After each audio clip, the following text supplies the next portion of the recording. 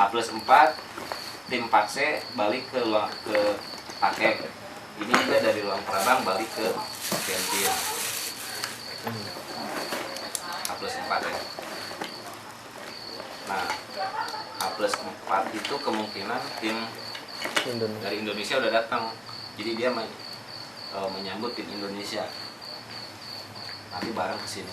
Dan jadi di Takek nanti ada sisa tim Luang Prabang, tim Indonesia sama tim Pakse udah naik. Nah, tapi kan udah dibahas kemarin ya, dari timnya sendiri gimana tuh? Ini Kang, kalau saya yang ke atas itu sama Fikri Kang. Nanti yang di Takek dan stay untuk urus perizinan sama Mr. Mi dan ini yang ngurusin di Takek itu Anto sama Pia. Yang turun ke selatan Faris sama Rara. Tetapi seandainya perizinan terhambat di Takek karena Mr. Mi nggak ada, nggak mungkin kan kita kirim tim Indonesia 6 orang ini jadi tim ekspedisi.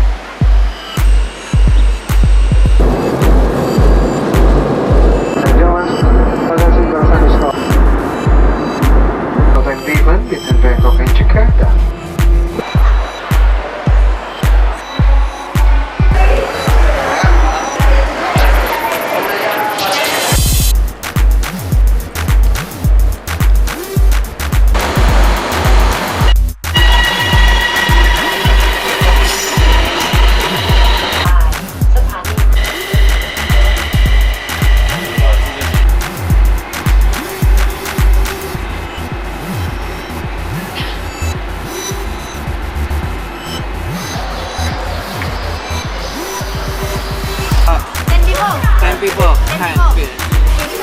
10 people. VIP ถ้างั้นอยู่ทาง 21.15.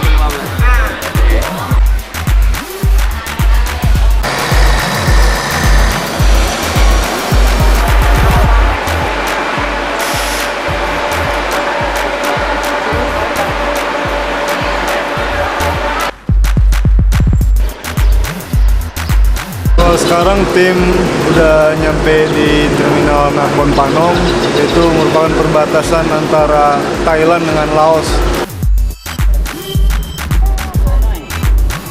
Setelah nyebrang tadi Friendship Bridge, kurang lebih panjangnya 500 sampai 1 kilo mungkin. Sekarang kita udah masuk negara Laos, tepatnya di Provinsi Khammouane.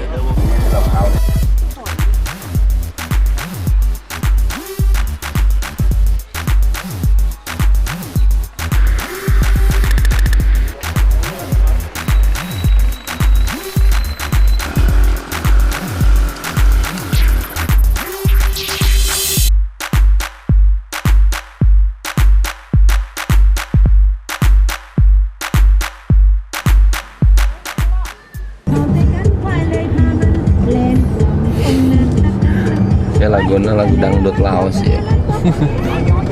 Bodornya sih Pi projectnya nyanyi.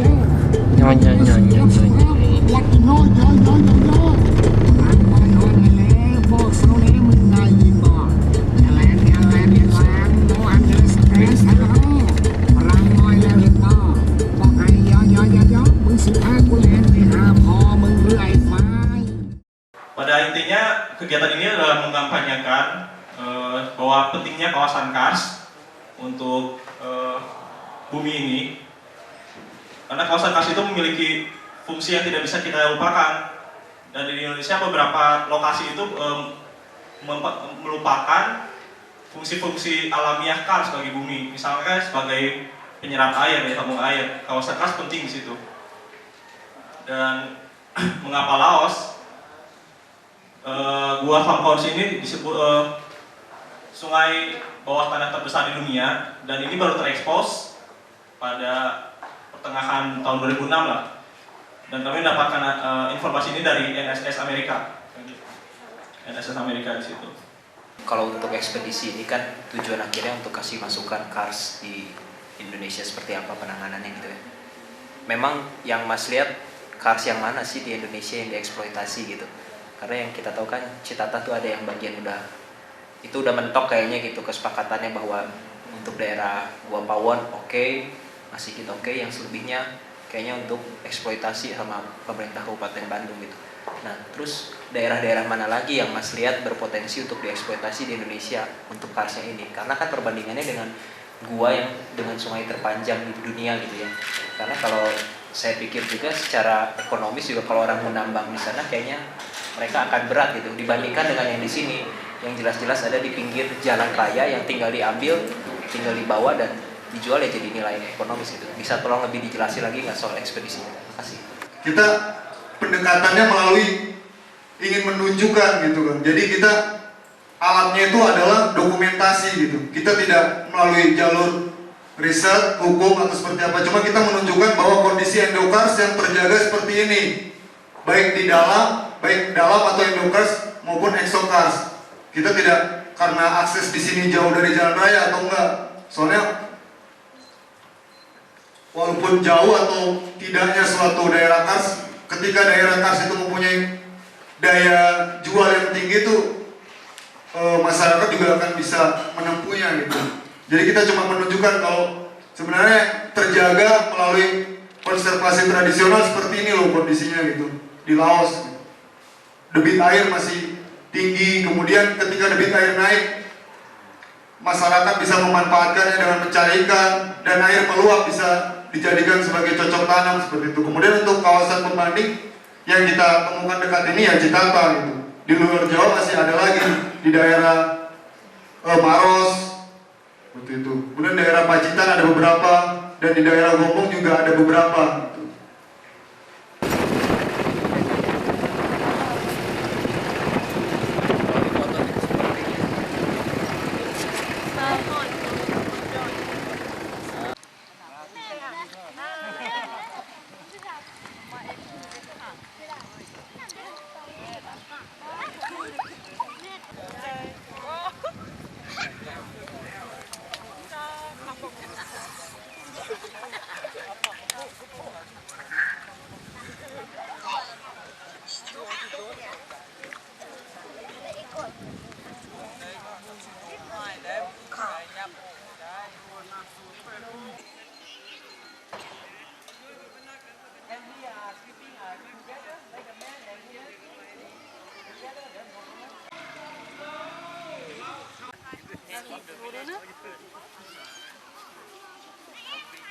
How to introduce myself? May. Đi đấy.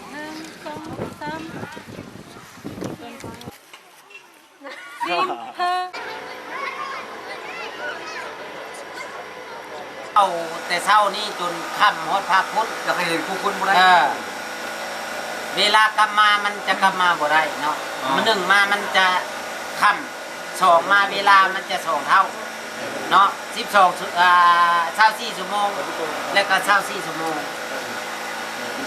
And relative said to us, impossible only one day. Go and until finish camp, but not enough time because around all day. All day, yeah. Okay, maybe if we have enough time, we will go from the beginning until until the end of the camp. But if we don't have enough time, we will come back.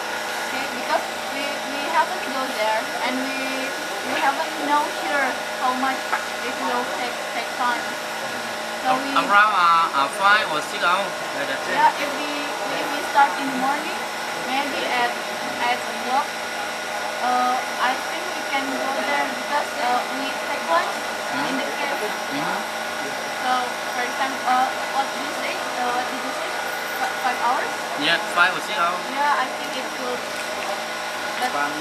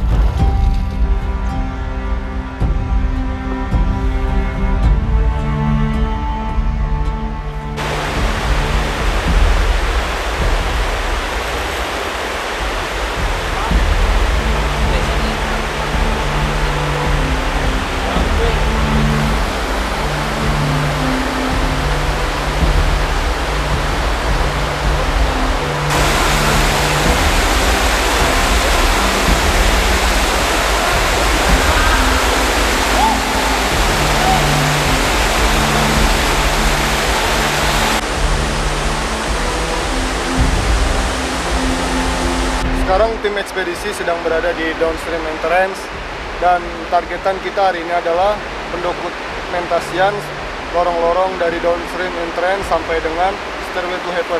Di sini Stairway to Heaven. Nanti di sini kita akan lebih banyak pendokumentasian semacam stalagmit dan ornamen-ornamen yang ukurannya memang gigantik.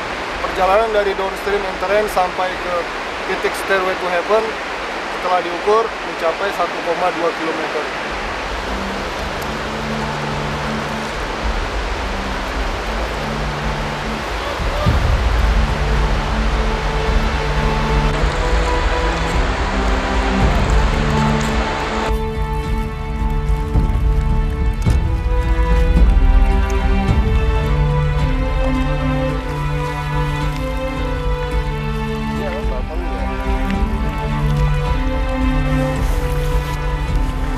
Senternya kudu tua.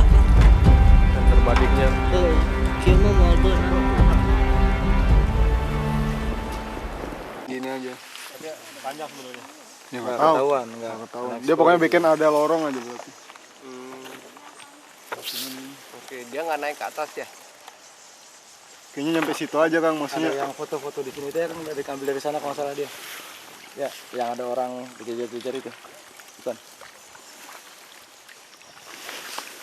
Kalau nggak salah ngambil dari sana mungkin atau dari situ kalau ada. Cuma Lampunya 2 di satu lagi bisa nggak? Margo. Center, go. Center. Bisa nggak? poin.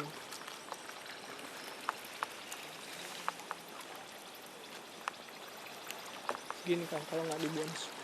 Oh, Harus di bonus pakai yang tadi kan. Oh, pakai yang tadi mana?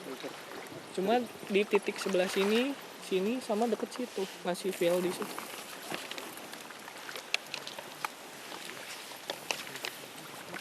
Sini sih cuma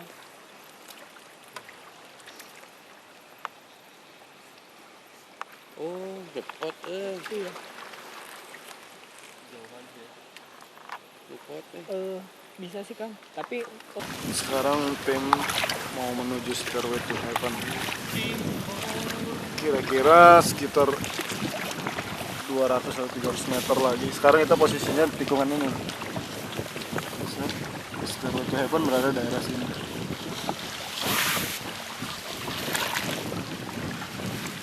Mana nih? di atas batu ini bisa nggak? Bisa. Ya, ini dia ngambil sini. Sini.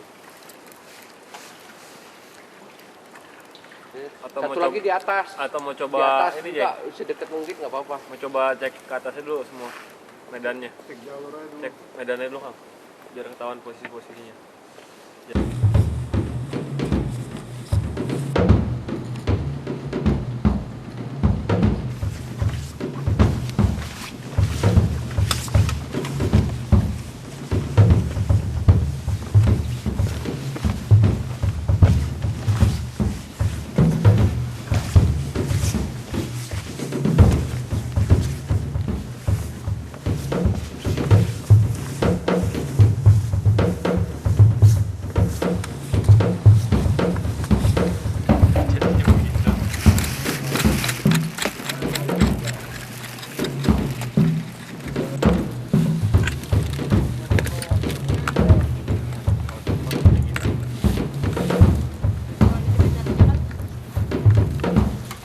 Lumayan.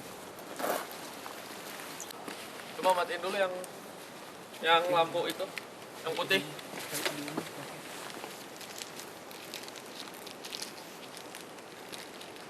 Lampu yang putihnya matiin dulu coba. Lampu yang kuning yang dipegang sama flashman tembakin. Tuh, 2, Rick. merah. Lagi moto yang ini nih, stalagmit yang gede ini, gila gede banget. Nah, gue di sini megang flash, jadi kebagi-bagi ada 4 flash. Ngitarin ini nih, ngitarin stalagmitnya. Ntar ada aba-aba dari fotografernya Anto langsung. Kalau disuruh flash, nyalain flashnya. Tuh si ininya masih kelihatan yang putihnya. Silau. Ya, dikit pisan. Dikit lagi. Sip. Okay. Nah, aku geraknya gini. Si Faris di center juga kan? Iya. Flash. Terus flashnya kalau udah hijau, tembak lagi.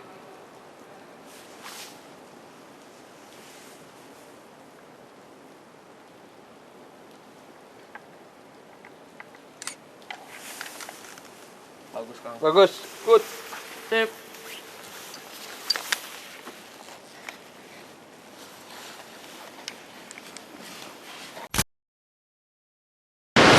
Buat saya tentunya pribadi sangat mengagumkan ini gua ini, dan saya ingin mengabadikannya untuk kemudian disajikan kepada halayak luas.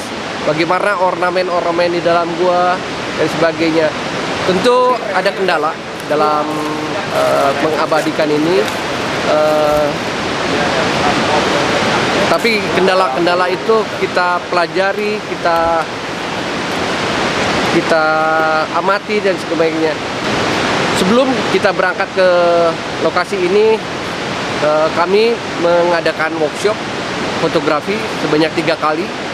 Workshopnya semuanya di kampus Unpad di Jatinangor.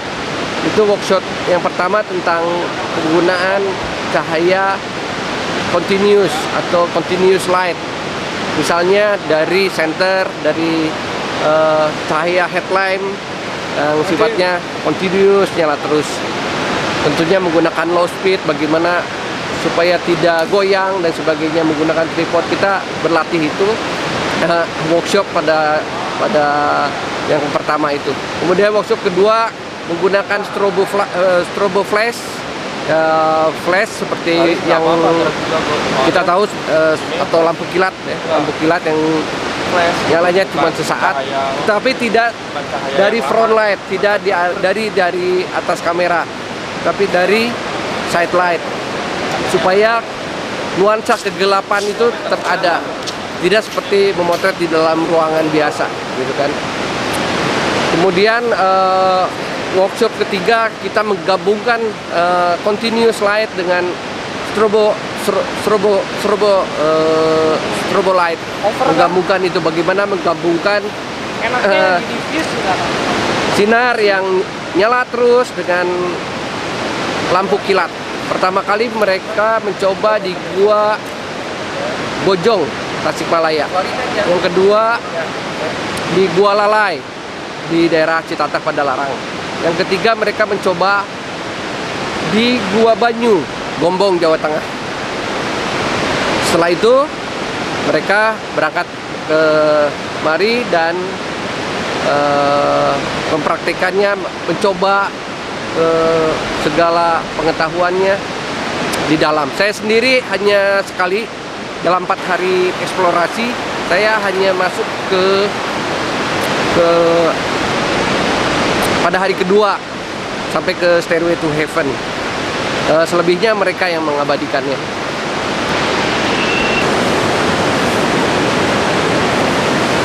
Kami melihat adanya pelurusan yang relatif barat timur di daerah Kars, di mana gua ini terdapat. Daerah Kars itu sendiri terbentang dari Laos hingga Vietnam. Daerah Kars yang cukup luas sekali, dan di sana banyak sekali kelurusan-kelurusan. Diperkirakan di sana juga banyak gua yang terbentuk.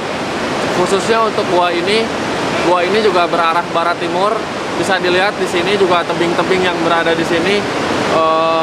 Arahnya barat timur, kelurusan punggungan di sebelah kanan juga arahnya barat timur. Lalu pintu gua juga mengarah ke barat, dan pintu gua yang di sebelah atas juga mengarah ke timur. Itu mengindikasikan bahwa gua ini terbentuk akibat adanya zona lemah atau zona hancuran yang terkikis oleh aliran air lama-lama semakin lebar, semakin luas di dalam tanah, terus terkikis menjadi lorong yang sebesar ini. Untuk buktinya sendiri bahwa di dalam gua ini atau pembentukan gua ini adalah akibat zona hancuran, kita bisa melihat perlapisan-perlapisan di dinding gua perlapisan tersebut sudah hancur. Banyak sekali offset perlapisan, banyak sekali lipatan-lipatan yang acak-acakan, dan juga kami banyak menemukan di dalam batuan-batuan yang terbentuk akibat pergeseran-pergeseran seperti breksi sesar seperti itu. Lalu di dinding-dinding gua, di rekahan-rekahan tersebut keluar air akibat pelarutan dari atas. Air-air tersebut membawa mineral karbonat yang nantinya akan mengkristal dalam waktu yang lama, sehingga bisa dilihat secara indah sekali di dalam itu. Apabila airnya mengalir dari atas secara perlahan akan terbentuk ornamen seperti stalaktit atau flowstone dari atas, atau gordam-gordam, dan mengalir di bawah sehingga lama-kelamaan di bawah menjadi stalagmit lalu menyatu menjadi sebuah pilar. Siap-siap tambatan.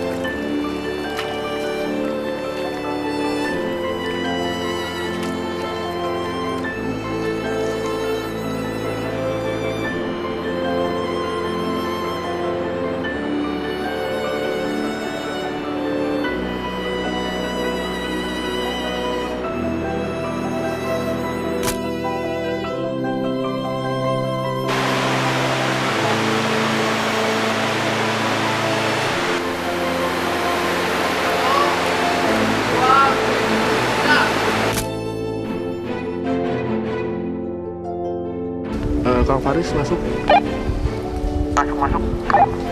Oke, ini kameranya udah lumayan bagus, cuman agak sedikit over di sebelah kiri, itu terlalu banyak pencahayaannya nanti. Oke, dikurangin pencahayaan sebelah kirinya.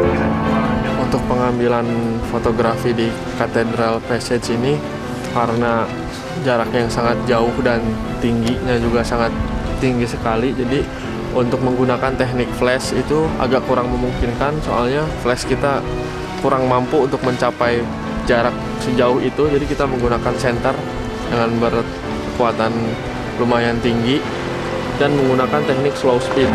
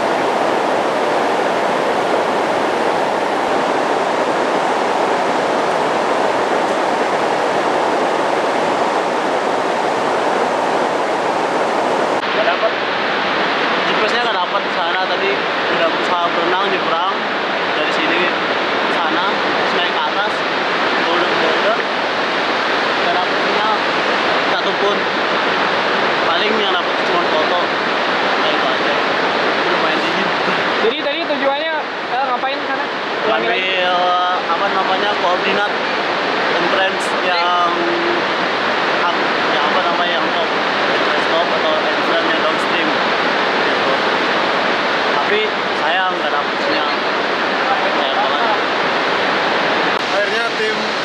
Pajajaran Gigantic River Gap Expedition sampai ke upstream entrance. Waktu yang ditempuh oleh tim berangkat dari downstream entrance pukul 10 pagi dan sampai ke upstream entrance jam 4 sore. Jadi sekitar waktu tempuh kita 6 jam perjalanan. Selama perjalanan kita melakukan 4 kali portaging karena banyak boulderan-boulderan yang tidak dapat dilalui dengan perahu ataupun kano, sehingga mengharuskan kita portaging untuk melewati boulderan-boulderan atau hambatan-hambatan yang ada di lorong-lorong.